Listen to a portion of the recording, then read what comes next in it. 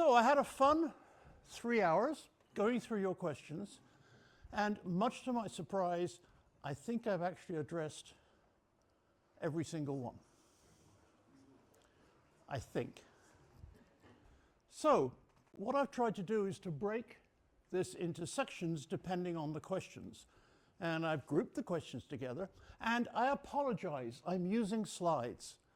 I didn't want to use slides, but my memory is so bad that if I didn't, I'd just forget and we'll all be sitting here looking at each other. So my first area is to do with, does Agile work in a command and control environment?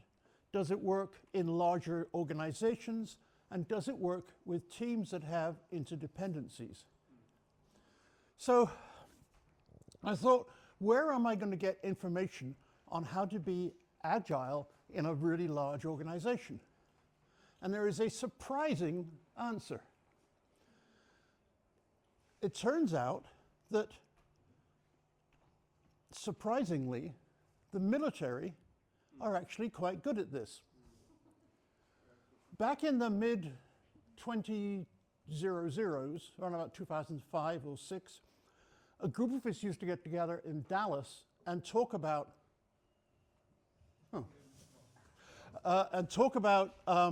agility in general.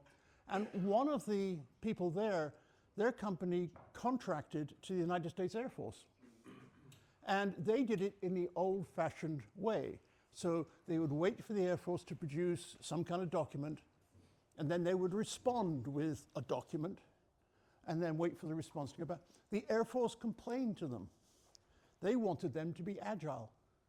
They wanted to iterate.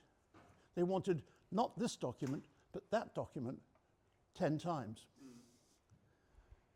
And that kind of inspired me, so I dug around a little bit, and it turns out that there is one really, really agile branch of the military, and that's the United States Marine Corps. In 1986, they produced the first version of this document called Warfighting. Now, you may think a document called Warfighting is not a really good way of learning how to be in an organization. And admittedly, there are little sections in here where it talks about going out and engaging the enemy and killing them. A bit dodgy. However, I think this is the best book you will ever read on how to be an agile team and how to be an agile manager. It's divided into 4 sections. Why do we fight? How do we fight? How do we prepare to fight? And then how do we actually do it? And the how do we do it section, which is probably 20 pages long, is, I think, the ultimate expression of agility.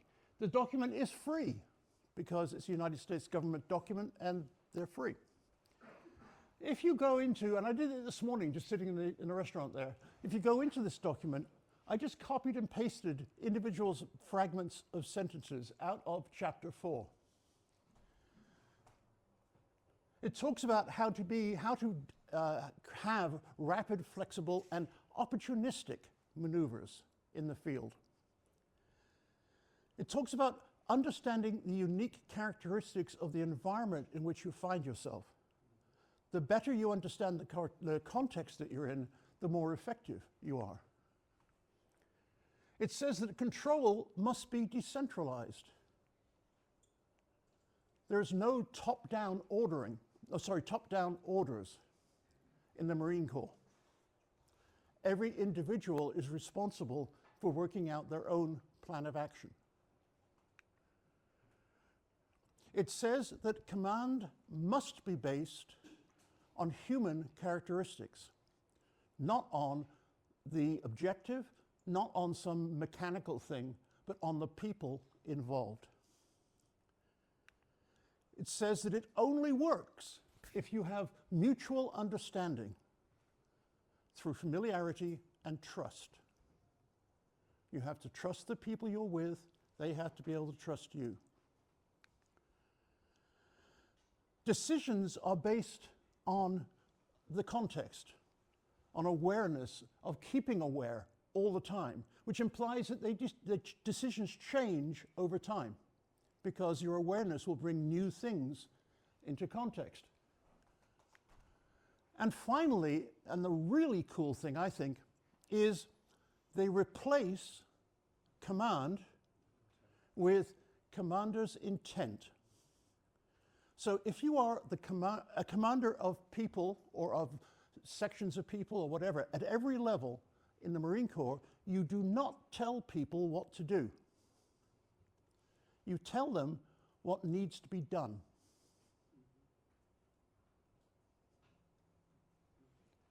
You tell me that is not a definition of agility. So this is an organization of, I don't know, many tens of thousands of people. They work around the world, talk about remote teams. Individual teams have large amounts of autonomy within the context of commander's intent. So they're sent out to the field to do things, and they typically report back, yeah, we did it. Or they'll come up with questions or whatever else. But it's, again, fairly autonomous. This is how you have an organization of, say, 50,000 people who act in an agile fashion. Can you do that? I don't see why not. As long as you give everybody a gun, but this is Switzerland, right? You all have guns. But seriously, I think this is the ultimate answer to how do you scale agility. And if you don't read anything else this year, just search for warfighting Marines online. You'll get the link to this, download the PDF, and just have a fun couple of hours. It's only like 100 pages. Have a fun couple of hours reading it. I guarantee you'll come away inspired. The other thing you'll come away with, which really surprised me, is actually a deep respect for the thinking of the military. It is not mechanical at all. So anyway. All right, so that was 3 of the questions done. Next were 2 or 3, and to be honest with you, I couldn't read my writing on one of them, to do with AI. Is AI the death of the developer? And we had a long talk about this over dinner last night with no real conclusion. And I don't think anybody now knows the conclusion. But what I will do, okay, you may not notice this, but I'm more than 20 years old. And so I've been through quite a few cycles in the software industry. So in the 1960s,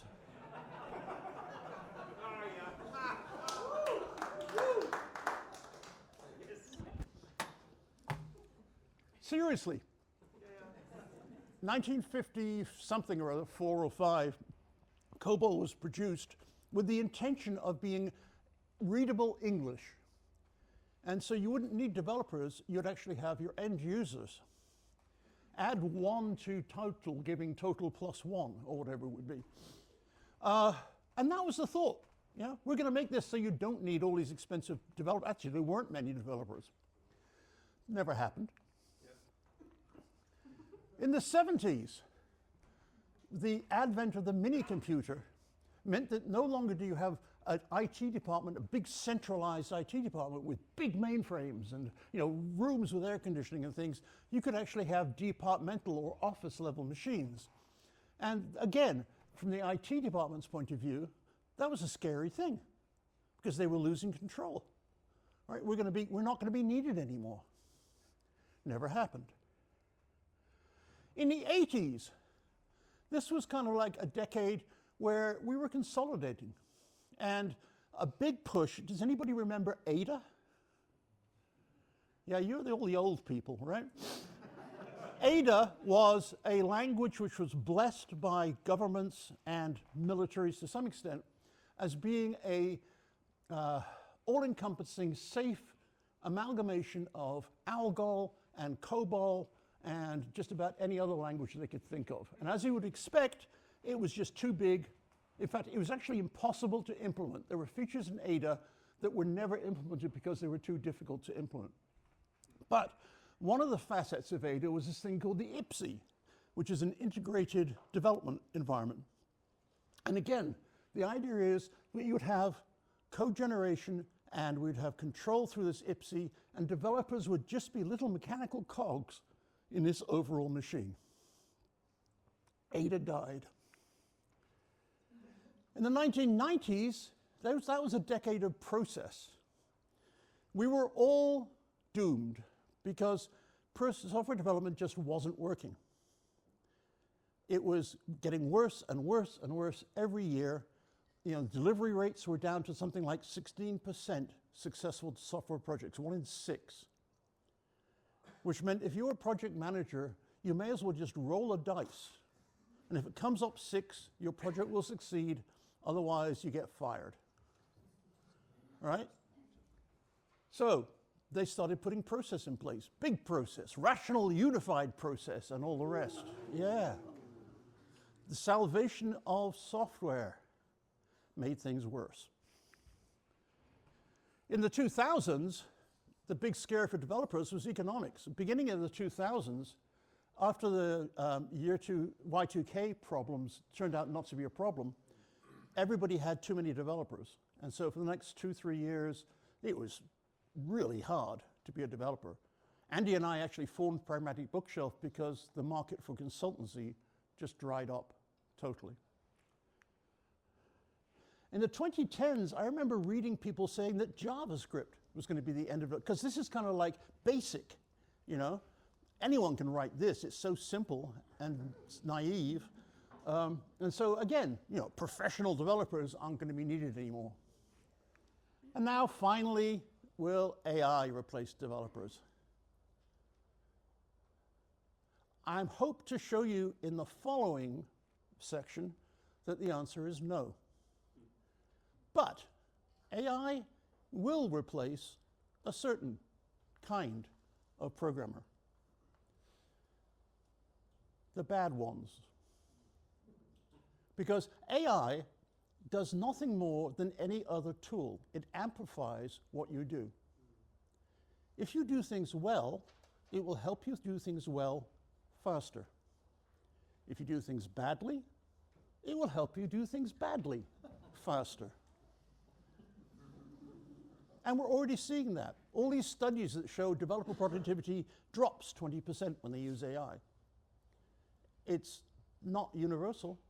It's just if you give somebody a sharp tool and they're an idiot, they'll cut their fingers off. And that's what they're doing. So I do not think that AI is going to replace all developers or the development process.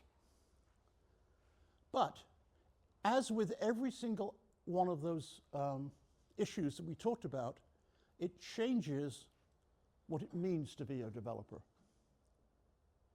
And if I give you one message at all in the next 30 minutes, it's you are going to change. And the only way you're going to survive is to change. And it's no different to what it's been for the last 40 years. Every year we change. There is a word for developers who do not change. It's maintenance programmer. Because that's all that's left to do. Now, this is the fun one.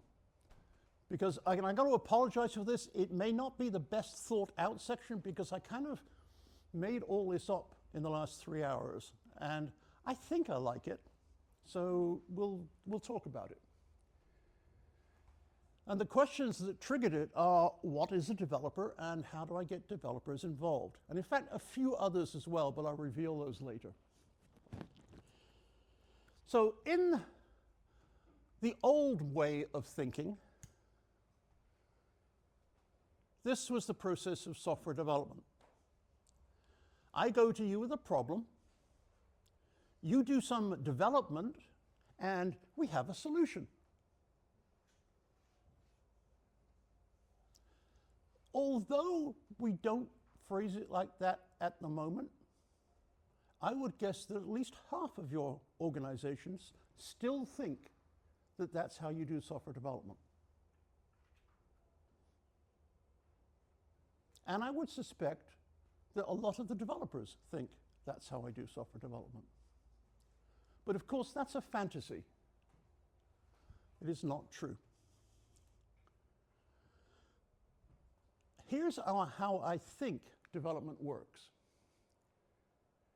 What we have is this big mess of problems and contexts. Not a single problem, but many problems. Not a single context, even though there's probably one dominant context for a particular project, but there are many other contexts as well. Some of them explicit, some of them implicit. So we're faced with this big pool of things that affect what we're about to do. So how do we do development? Well, the first thing we do is we kind of immerse ourselves in that pool. We dig into it. We try and find patterns amongst all of this thing. Patterns between the context, patterns between the context and the problems, and patterns between the problems. I think the ability to do that is the distinguishing characteristic of a good developer. I think people talk about problem solving. That's problem solving, in my mind, right? It's not coming up with clever answers. It's being able to understand the problem and its context. This is a hard thing to do, and you have to get experienced in order to be able to do it. Along the way, you're going to generate new context. You're going to make connections that didn't previously exist, and because of that, you're going to generate some context. And hopefully, you'll be able to look at problems and split them into smaller problems, because a smaller problem is a lot easier to fix, or two smaller problems are easier to fix than one larger problem. You'll also be combining problems to say, well, that thing over there and this thing over here are actually two different aspects of the same problem. So I'm going to bring them together. Again, a very common thing to do during this kind of phase. And then we're going to generate a new context or new contexts and some business value.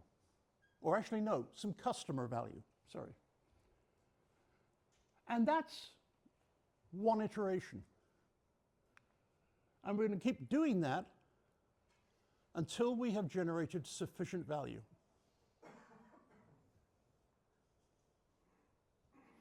Not until we've met some requirement,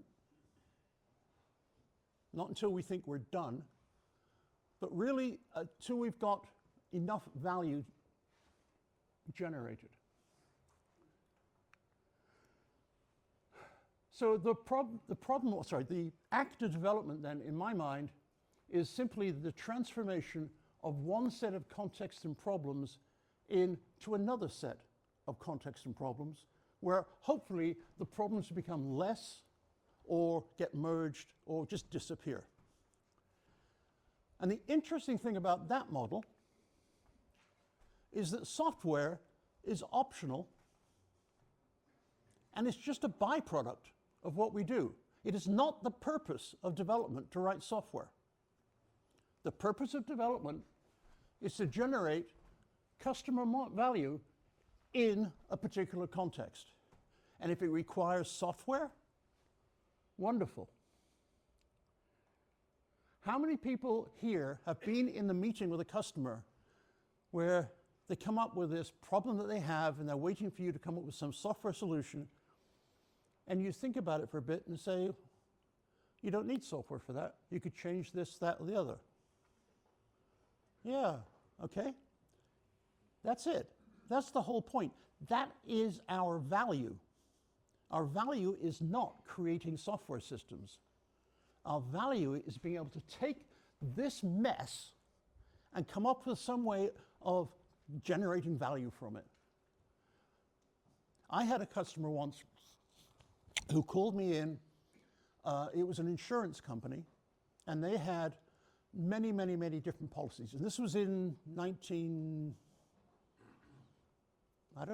end of the 80s, beginning of the 90s, something like that. And every 2 weeks, people would send in payments for their policies, and it would be by mail. And so every day they got, I can't remember, like 20,000 pieces of mail came in the door. And their solution was they wanted to go and buy some very expensive optical character recognition devices from, I think it was Kodak. So you feed the letters in, they get scanned, and then they have a group of operators who basically look at the scan and then push a button to determine which department it goes to. So what they're really doing is saving the time opening the envelopes. And they wanted us to write the software that would present the picture and then let them push the button. And I said, why don't you just have a different address for each of the different departments?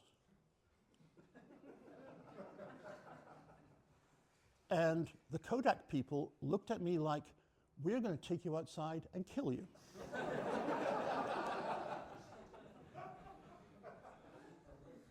But that's our job, right? Our job is not to write software.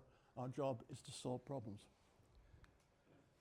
The other thing that's interesting about this is here we're generating customer value. But interestingly, the very act of doing this actually generates business value.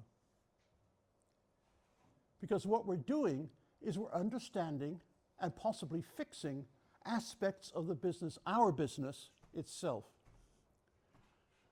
So for me, that was actually really quite an interesting revelation as I was going through this morning.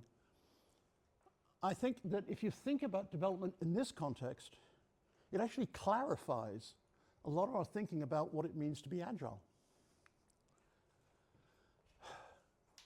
Which leads me on to quality. Let me be honest, I hate quality. When people talk to me about quality, I really just want to go and punch them in the face. I'm sorry.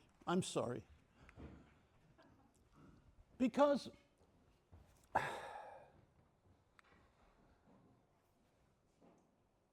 I think there's no such thing as quality.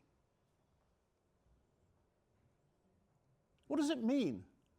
I want a quality solution. Okay, I'll make it pink. What does it mean? What does quality mean? It doesn't mean anything. Without context, quality is irrelevant.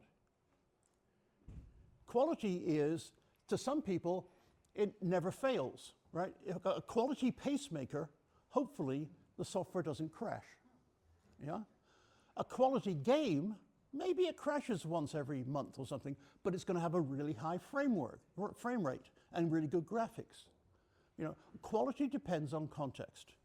So to my mind, there is no such thing as quality. Quality is just an implicit, non-functional specification, not even non-functional, it could be functional, but a specification that forms part of the context. And so I don't think we should think of quality as a separate thing. I think as we go into a project, we need to be thinking about success and what that means. And as part of that success, we need to think about any kind of quality constraints we want to put on the software. That's all I'm going to say about quality, because I'm good.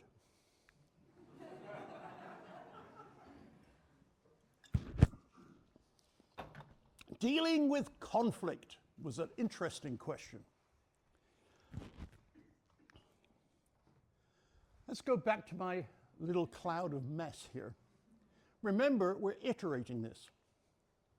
So it looks more like that. And here is the thing. Every single time we go around this loop, we are generating conflict. Lots of different kinds of conflict. we're going to generate conflict between components of this. This problem conflicts with that problem. This context makes it impossible to do that problem. This context and this context contradict each other, right? All the time in the real world, things that are given to us as facts are not. And part of our job, part of our role, is to be able to look at those and say, this doesn't work with that. Which one do you want? Or, what do I do to combine them in some way? There are often conflicts between the amount of work we have to put into something and the value we produce. Not often, almost all the time. And again, that becomes apparent as we are iterating through this process. And then finally, we have the your idea is better than my idea. No, wrong way round. My idea is better than your idea conflict, which is, I suspect, the one that was being talked about in the question.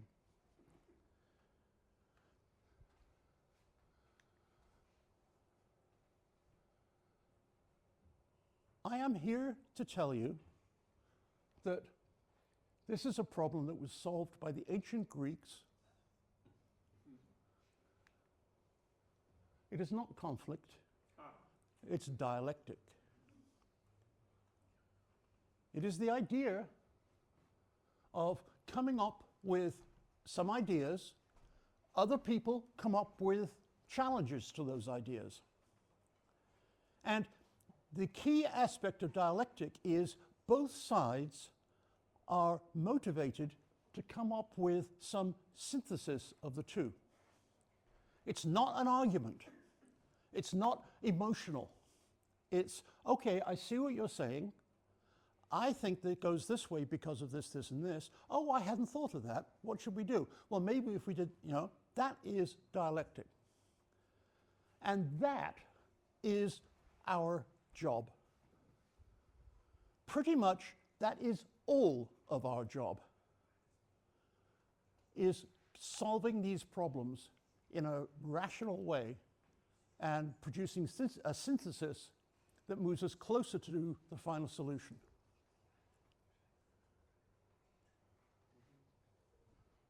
So conflict is good as long as it doesn't come to blows. Conflict is good if it's unemotional. Conflict is good if both parties want to produce something as a result of the conversation. Now, unfortunately, you may have noticed that in today's world, that's not what happens. Right? In today's world, everything is a zero-sum game. I win or you win. If you win, I lose. That is no way to resolve issues. It's the worst way to resolve issues. So it becomes increasingly difficult today to do that. And if I have a plea, and I'm sure everybody here already knows this, but we need to cool it down and actually be able to talk to each other. And we need to be able to resolve issues as intelligent people as opposed to being hormone-driven people. So, end of lecture.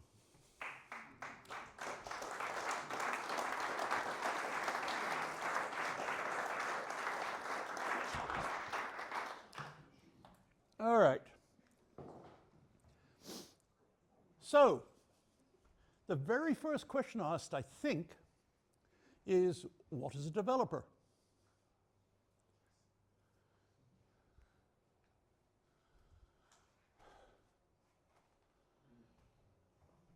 I don't care if you write code, if you're a project manager, if you're a tester, if you're some mid-level manager, if you're a CEO or a customer. If you look at that model previously, every single person involved in this is a developer. Sure, most of them don't write code. Thank God. But they are developers, and they are following, or they should be following, that kind of model. Everybody should be looking at context and problems, iterating, gradually refining context and problems until they've come up with something where the cost of going to the next step is greater than the value it produces. And then you stop. So I don't think it's true that developers are leaving Agile. I think that it is true that developers are not liking what is currently called Agile, Scrum and Safe, and see, I got Safe in, but Scrum and Safe and, you know, Kanban and Lean and all these other things which become ritual. Yeah, but a good developer is doing that anyway. And I think that is Agile. I think that's agility. Iterating and synthesizing at each step. So developers are not leaving Agile. Agile has left reality. Agile has left developers. Agile has left management in a way. The people now that are advocating for Agile are basically cowards. There are people who want to hide behind some process that they believe will work because it's been hyped for 20 years. They are not prepared to do what it actually takes to do something with agility, which means actually working at that loop. I talk to a lot of people who say, yeah, we do Agile. I say, what do you do? We say, well, we do Scrum and a few other things. And I say, cool, and how did you learn to do that? Oh, we all went on this course, and they taught us how to do it, and we do it. So I said, okay, and if you were comparing what you do today to what you do a year ago, you know, oh, they say it's really good. We're doing, you know, there's been no drift. We're doing exactly the same thing that they told us to do. I say, you're not Agile. Because agility means looking at what you do as part of that loop. Right? The actions you take are part of the process, they're part of the context in that loop. So it is really important to view Agile holistically like that. And if you do, Agile, developers are not leaving Agile. Developers are dissatisfied with lazy companies that impose ridiculous processes on them that don't help. And you know what? That is exactly the same thing that happened at the end of the 1990s that led to the creation of the Agile Manifesto. Process that was just imposed and didn't work.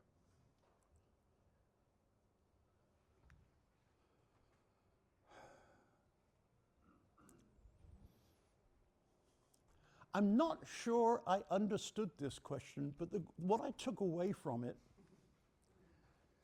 is, how do I cope with the fact that I ruin people's lives? And I thought long and hard about that. Do I have some moral obligation here? Do I deserve to be pilloried, penalized, sent to jail for corrupting the youth and making everybody unhappy? And I kind of came up with an answer.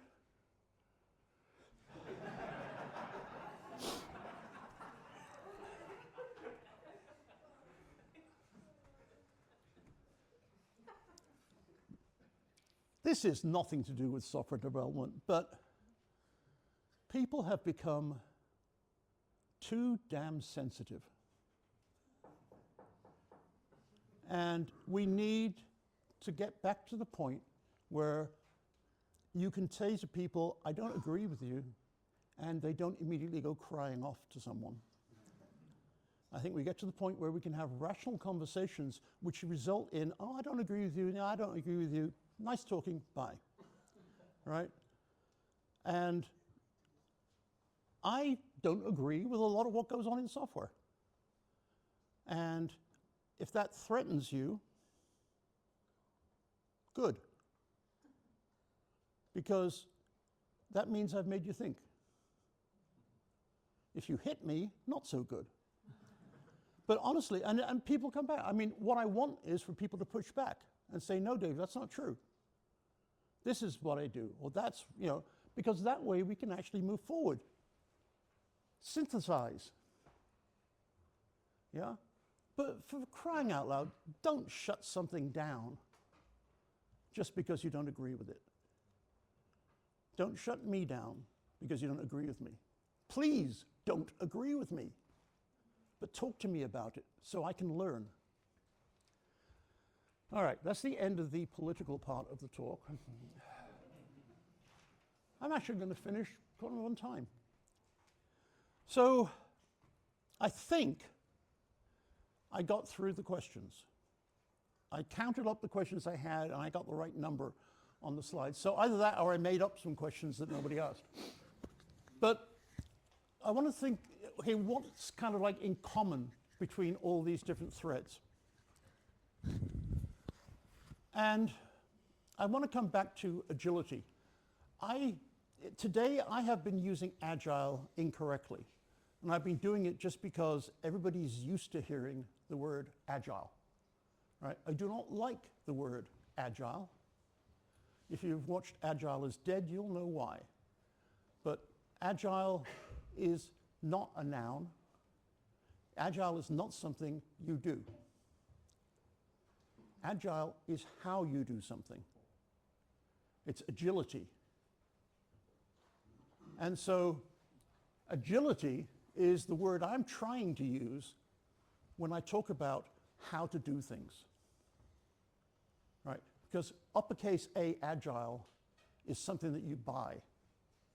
And I don't want you to buy it. I want you to do it. So, this is kind of based on those previous slides. Agility is about adapting, about changing things as you go along. It's about gathering feedback to know how well you're doing when you change things. Right? Feedback is how you resolve an argument. I think we should do it this way. I think we should do it that way. Okay, let's both do a week trying it our ways, come together at the end and see what the results are. Let's agree on how we measure so we can actually get some feedback. Right? There's no point in arguing when you can actually code or do whatever else you do. So agility is also about resolving conflict.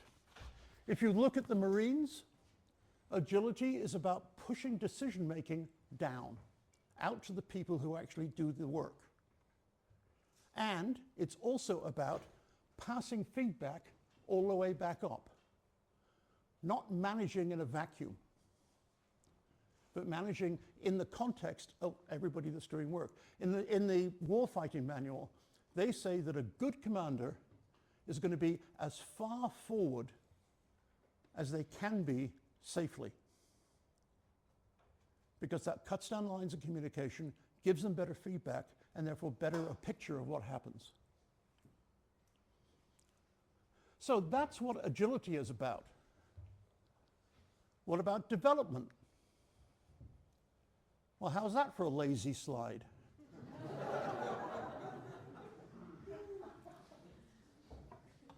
But I don't see any difference.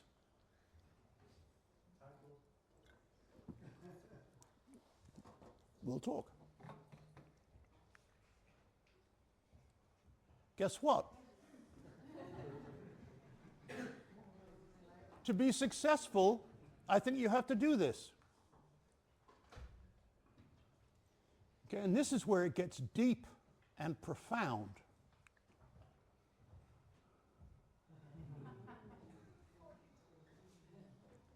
I honestly think that's the basis of a good life. It doesn't just apply to writing the next payroll system. It's actually not a bad way of thinking about your own decision making. I always used to teach our kids, make reversible decisions. right? I mean, every now and then you'll have to make one that's really hard to reverse, in which case, those are the ones you stop and think really, really hard about. But if you can make a reversible decision, do it. And then if you don't like it, reverse the decision. But there's one more thing that I think this should be about. And this is one thing we tend to forget. But we are all doing this a ridiculous number of hours a day, per week, per year, right? This is our job. But it's maybe the majority of our waking time. If not, it's close to it.